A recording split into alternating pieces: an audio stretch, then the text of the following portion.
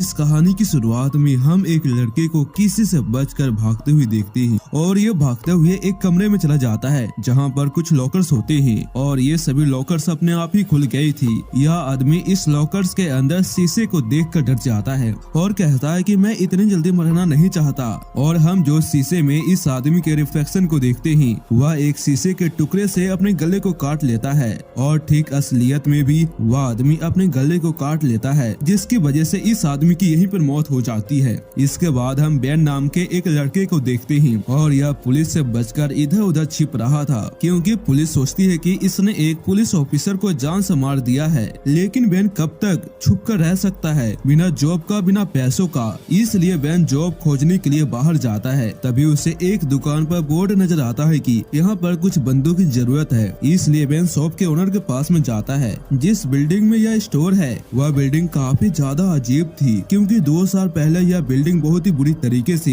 जल गई थी। यह स्टोर का ओनर बेन को कहता है कि तुम्हें इस बिल्डिंग के सभी शीशे को साफ रखना होगा और यही तुम्हारा काम है। बेन को जिस जगह पर जॉब लगी थी उस जगह पर लाइट बिल्कुल भी नहीं था, इसलिए बेन टॉर्च लेकर अपनी ड्यूटी करता है। तभी बेन को एक शीशा नजर आता है जिस पर किसी के हाथ के निशान थे और यह इस हाथ के निशान को साफ करने लगता है, लेकिन यह निशान साफ नहीं होता और शीशे में देखकर इसे ऐसा लगता है कि इसके पीछे दरवाजा अपने आप ही खुल रहा है। लेकिन जब यह दरवाजे को देखता है तो वह बंद था। इसके बाद बेन जब रात को फिर से ड्यूटी पे आता है तो वह देखता है कि इस शीशे के ऊपर में हाथ के निशान है। यहाँ पर बेन के साथ में बहुत ही अजीबोगरीब चीजें होने लगती है और इससे ऐसा लगता है कि यहाँ पे आग लग चुकी है। लेकिन बेन किसी तरह से खुद को संभालता है और बेन सोचता है कि ज्यादा दवाइयाँ खाने की वजह से मुझे शायद इल्यूजन आ रहे हो। तभी बेन को वहाँ पर एक पर्स मिल जाता है जिसमें उसी सिक्योरिटी गार्ड की फोटो थी जो बेन से पहले इस जगह पर काम किया करता था।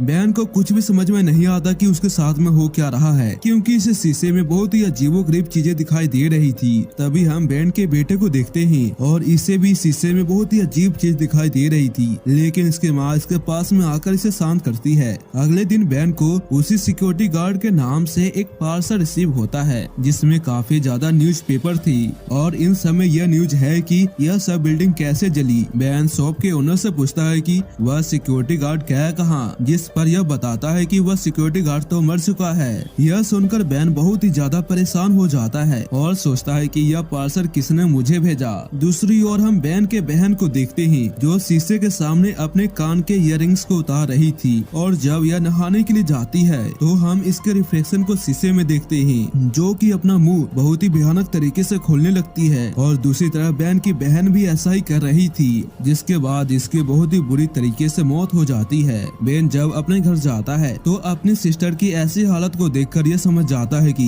यह सब कुछ उसी शीशे की वजह से हो रहा है। इसके बाद बेन एक गन को लेकर उसी बिल्डिंग में जाता है और इन सभी शीशे को तोड़ना शुरू करता है। लेकिन अजीब बात यह होती है कि ये सभी शीशे अपने आप ही ठीक होते जा रहे थे। तभी बेन को एक शीशे में नाम नजर आता है जो कि सिक्योरिटी गार्ड के वॉलेट में भी लिखा था और जब बेन इस नाम के बारे में जानकारी निकालने की कोशिश करता है तो उसे कुछ भी पता नहीं चलता। इसके बाद बेन न्यूज़पेपर को पढ़ता है जहां से उसे यह पता चलता है कि इस बिल्डिंग में एक आदमी ने जानबूझकर आग लगाई थी। इसके बाद बेन उसी आदमी के पास में जाता है और उससे पूछता है कि तुमने उस बिल्डिंग में आग लगाया क्यों, जिस पर यह आदमी कहता है कि मेरा इसके पीछे कोई बुरा मकसद नहीं था क्योंकि मैं इस बिल्डिंग के सभी शीशों से परेशान हो गया था और इस शीशे में जो नाम लिख कर आ रहे थे मैं उस नाम को खोज नहीं पाया, जिसकी वजह से मेरी फैमिली मारी गई और मैंने इन सभी शीशों को खत्म करने के लिए पूरी बिल्डिंग में आग लगा दिया, लेकिन इससे भी इन सभी शीशों को कुछ नहीं हुआ। यह सब सुनकर बेन समझ जाता है कि उसे जल्द ही इस नाम के बारे में पता लगाना होगा, नहीं तो उसकी फैमिली भी मारी जाएगी। इसके बाद बेन उसी बिल्डिंग में जाता है। तभी इसे पता चलता है कि यह बिल्डिंग पहले एक मेंटल हॉस्पिटल था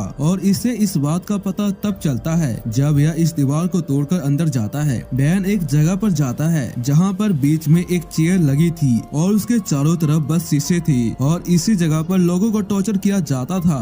इसके बाद बेन अपने एक दोस्त को फोन करता है जो कि एक डिटेक्टिव है और उसे इस हॉस्पिटल के बारे में बताता है, जिसके बाद इसका दोस्त उसे बताता है कि हाँ, इस हॉस्पिटल के ऊपर में एक केस बना था और इस केस की फाइल मेरे पास है। इसके बाद बेन अपने दोस्त के पास में जाता है और उसका दोस्त इस हॉस्पिटल के बारे में बताता है कि इस हॉस्पिटल में एक एना नाम की लड़की थी जिसे यह लोग कुछ ज्यादा ही टॉर्चर करते थे। और एक दिन जितने भी उस हॉस्पिटल में सभी मेंटल थे यह सभी एना के ऊपर में हमला कर देते हैं, जिसकी वजह से एना और सभी के सभी मेंटल आदमी मारे जाते हैं। और इसी के बाद ही इस हॉस्पिटल को हमेशा हमेशा के लिए बंद कर दिया गया। लेकिन बेन के पास में जो पार्सल आया था उससे इसे यह पता चलता है कि एना को 2 दिन पहले ही डिस्चार्ज कर दिया गया था, यानी कि पेशेंट की मौत से पहले। इन सब की वजह से बेन बहुत ही ज्यादा परेशान हो जाता है। दूसरी ओर बेन का बेटा शीशे के सामने बैठकर अपने आप से बातें कर रहा था और जब यह शीशे के सामने से हट जाता है तभी इसकी माँ देखती है कि इसका बेटा का रिफ्लेक्शन शीशे के अंदर में है। यह देखकर यह काफी ज्यादा डर जाती है और अपने हस्बैंड बेन को फोन करती है। बेन इन सभी को कहता है कि तुम सभी शीशे के सामने मत आना। और अब बेन एना के घर पे जाता है जहाँ से उसे पता चलता है कि एना जब घर वापस आई तो उसके आने से यहाँ पर जितने भी शीशे थे वह सभी अजीबोगरीब हरकतें करने लगे थी, यानी कि उन्हें इन सभी शीशों में अजीब चीज दिखाई दे रही थी जिसकी वजह से एना की हालत और भी खराब हो गई थी। इसलिए एना को एक ऐसी जगह पर भेज दिया जहां पर शीशे बिल्कुल भी नहीं थे। और अब बेन एना से मिलने के लिए उसके पास में चला जाता है जहां पर एना बहुत ही ज्यादा बुढ़ी हो चुकी थी।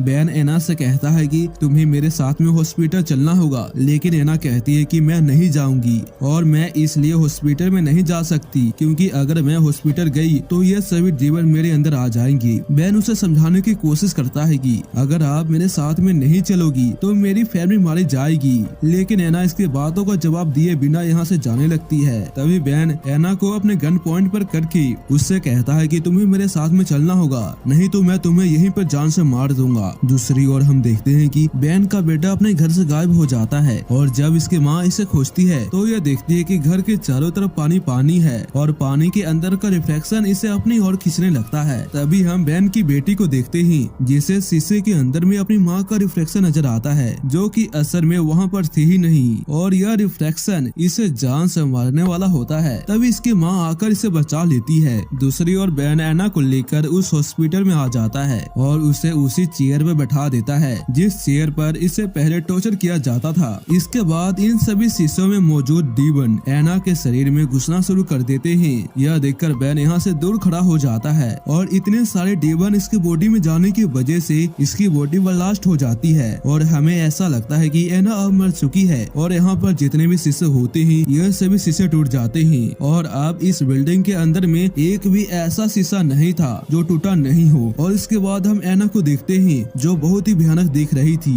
बेन यहाँ से भागने की कोशिश करता है लेकिन एना इस बिल्डिंग को बेन के ऊपर में गिराना चाहती है। तभी बेन एना को पकड़कर उसे धक्का दे देता है जिसकी वजह से उसके ऊपर दीवार गिर जाते हैं और अब बेन यहाँ से तेजी से भागने की कोशिश करता है लेकिन तभी बिल्डिंग का कुछ हिस्सा बेन के ऊपर में भी आके गिर जाता है। दूसरी ओर हम बेन के बेटे को देखते हैं जो पानी में डूबता जा रहा था, लेकिन बेन की वाइफ किसी तरह से अपने बेटे को बचा लेती है। इसके बाद हम बेन को देखते हैं जो उस बिल्डिंग से बाहर आ जाता है और उसे सब कुछ उल्टी नजर आ रही थी, यानी कि अब बेन शीशे की दुनिया में जा चुका है। और इसी के साथ यह कहानी यहीं पे खत्म हो जाती है।